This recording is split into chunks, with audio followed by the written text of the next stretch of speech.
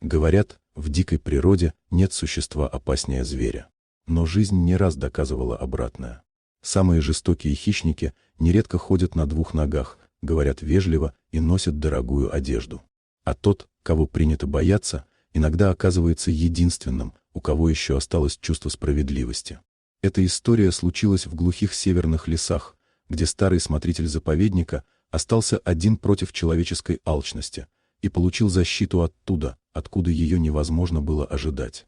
Старик по имени Савелий прожил на своем участке почти полвека. Лес был для него домом, а звери — молчаливыми соседями. Однажды весной, обходя территорию у оврага, он услышал слабый, рвущий душу писк.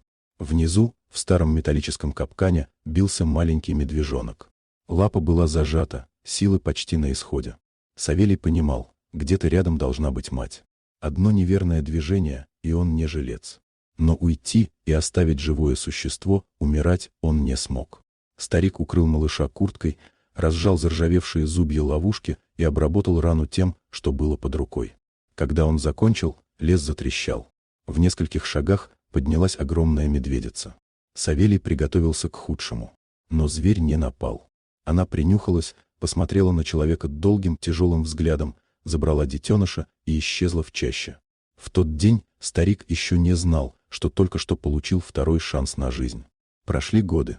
Иногда рядом с домом он находил огромные следы. Чужие сюда не совались, говорили, что в этих местах хозяйничает страшный зверь. Но Савелия он не трогал. Иногда старик оставлял угощение на старом пне, и к утру оно исчезало. Однажды тишину нарушили машины. К дому подъехали два черных внедорожника. Из них вышли уверенные, шумные мужчины. Их главный сообщил просто: земля теперь принадлежит другим людям. Здесь будет закрытая база отдыха. Старику велели убираться.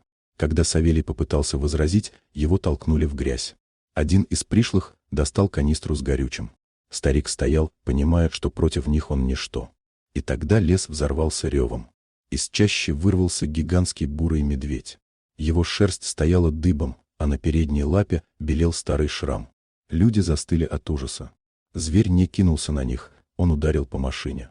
Дорогой металл смялся, словно фольга. Люди с криками бросились в рассыпную. Медведь поднялся на задние лапы и зарычал так, что дрогнула земля. Это был не просто гнев, это был запрет. Когда чужаки скрылись, зверь повернулся к Савелию. Они смотрели друг на друга несколько мгновений.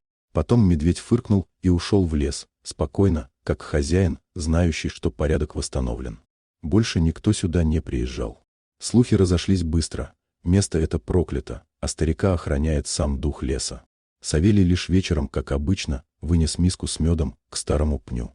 В тот день он понял простую вещь: благодарность и память живут не только в людях. И пока человек остается человеком, сама природа встанет на его сторону.